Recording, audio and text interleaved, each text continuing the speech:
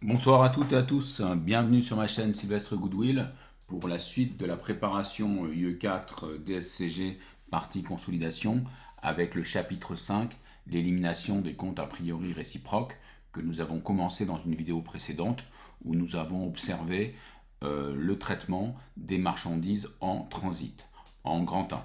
Et donc toujours en grand 1, nous en sommes au grand B, les règlements en transit, et ensuite on s'intéressera en grand 2 aux autres ajustements. Bien, donc grand 1, les opérations en transit, grand B, les règlements en transit. Alors, la créance relative au paiement en attente, que ce soit un chèque à encaisser ou ordre de virement en faveur du destinataire qui a enclenché, est enregistrée en actif de bilan consolidé. Ainsi, l'état des créances et dettes réciproques est alors au même niveau et les dettes et créances peuvent être soldées. Regardons un exemple. Soit le groupe composé des sociétés A et B, A détient 80% de B, donc B est intégré globalement. Dans les comptes de A au 31/12/N, on note une dette vis-à-vis de B de 250K euros. Et dans les comptes de B, société intragroupe, on note créance sur A 400K euros. On cherche la raison de la non-réciprocité entre les comptes de ces deux sociétés intragroupes et on se rend compte que A a émis un chèque de 150K euros au profit de B le 30 décembre N. Ce chèque est reçu et comptabilisé le 2 janvier N plus 1 en compte classique PCG individuel. La preuve de l'envoi du chèque est établie à la fin de l'exercice N.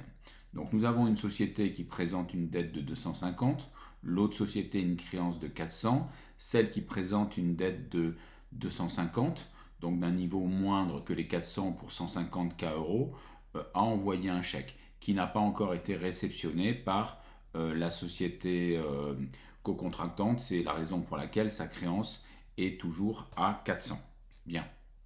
Donc là, dans un premier temps, première étape, nous allons rendre les comptes réciproques avec l'enregistrement du chèque ou virement en transit. Donc on considère que la banque est mouvementée en entrée pour les 150K euros. Donc là, on rectifie au journal de consolidation les données provenant de B.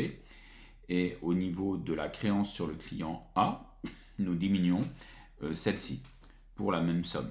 Donc ça, c'est une écriture rectificative de compte de bilan. Maintenant, la deuxième étape, on va pouvoir annuler les comptes de bilan rendus réciproques. Donc, le compte de fournisseur était à 250K. Le compte de client vient d'être diminué de 150. Donc, il passe de 400 moins 150 à 250K. Par conséquent, fournisseur et client étant du même niveau, on peut les solder l'un par l'autre. C'est l'écriture d'annulation des comptes de bilan rendus réciproques, toujours au journal de consolidation. Voilà. Maintenant, la suite de notre plan, donc grand 2, les autres ajustements, avec tout d'abord, grand A, les effets escomptés non échus, les EENE. Alors, les effets escomptés non échus, comme en analyse financière, pour des raisons de sécurité, les ENE, effets escomptés non échus, sont retraités. Ils sont inscrits en actif et en trésorerie au passif pour anticiper le risque d'impayé du tiré. Le retraitement permet de rendre les comptes intragroupes correspondants réciproques. Là, j'utilise le terme de retraitement, je pourrais dire rectificatif, mais le terme retraitement peut être utilisé au niveau général, même si ici, on s'intéresse au rectificatif des opérations intragroupes. Les retraitements au sens strict feront l'objet d'un chapitre suivant de ma part.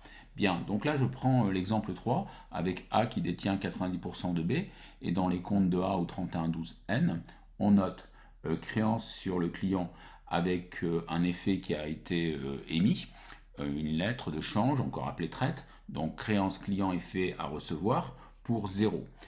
Dans les comptes de B au 31/12/N, on note 403 fournisseurs effets à payer pour 60K euros. Alors pourquoi le 413 est à 0? Parce que la société A a remis l'effet à l'escompte auprès d'un établissement de crédit. Donc elle a amené le papier en quelque sorte qui symbolise l'effet, qui symbolise l'effet, et donc elle a transféré sa créance en faveur d'une banque qui a escompté l'effet, donc qui lui a avancé l'argent.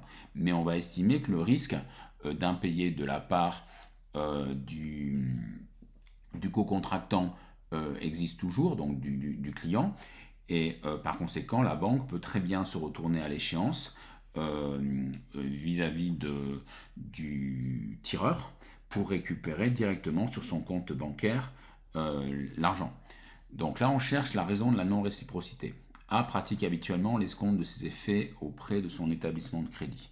Donc, nous allons remettre au journal de consolidation l'état de créance. Donc, le compte client est fait à recevoir et alimenté au débit pour 60 K euros. Et on anticipe le fait que la banque va récupérer les fonds en cas de survenance de risque d'impayé de la part du client.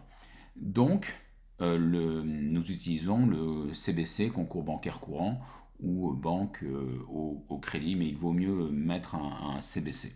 Voilà, pour indiquer ce risque de situation de découvert de prélèvement par la banque si le client le tirait de l'effet de commerce. Donc, quand je parle de client, c'est le tiré de l'effet de commerce, est insolvable à l'échéance.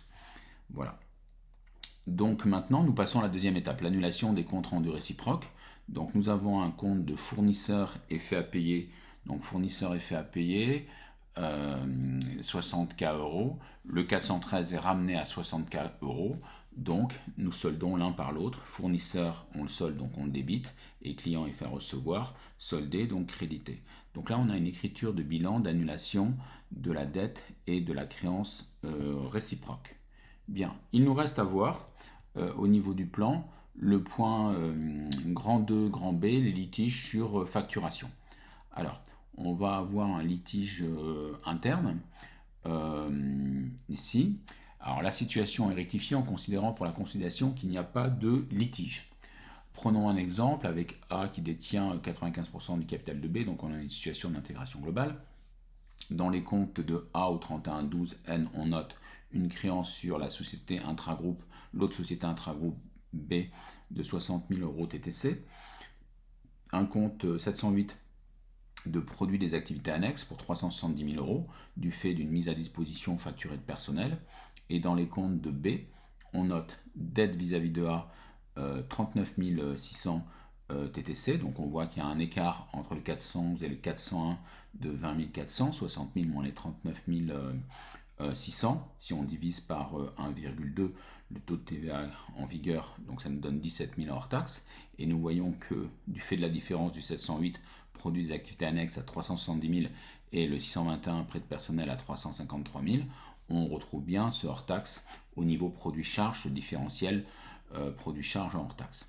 On cherche la raison de la non-réciprocité. B contestant la dernière facture de A sur un prêt de personnel qui a été effectué par A, B a décidé de n'enregistrer la facture qu'à hauteur du montant non contesté, provoquant un écart de 17 000. Oui, puisque B a enregistré pour 353 000 au lieu de 370 000.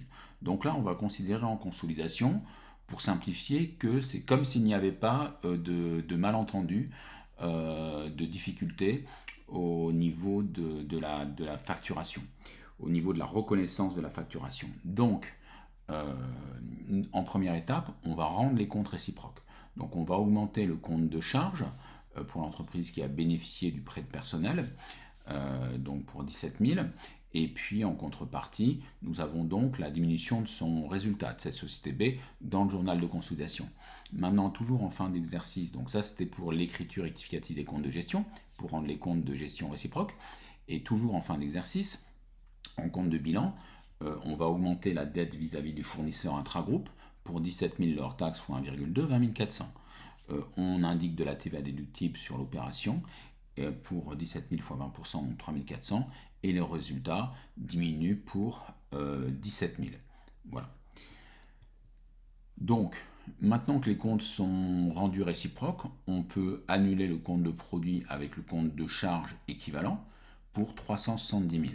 370 000 le produit, la charge 353 000 plus l'ajustement de 17 000, donc 370 000, c'est bon, annulation des comptes de gestion rendus réciproques.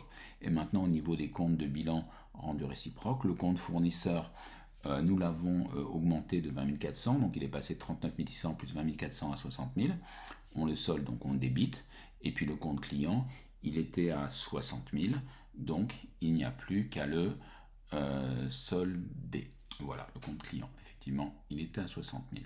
Voilà, j'espère que cette vidéo vous a permis d'avancer sur le retraitement des opérations a priori réciproques que l'on rend réciproques. Et puis je vous dis à très bientôt sur ma chaîne Sylvestre Goodwill pour une nouvelle vidéo. Et là on va attaquer les gros morceaux, à savoir les retraitements vraiment au sens strict.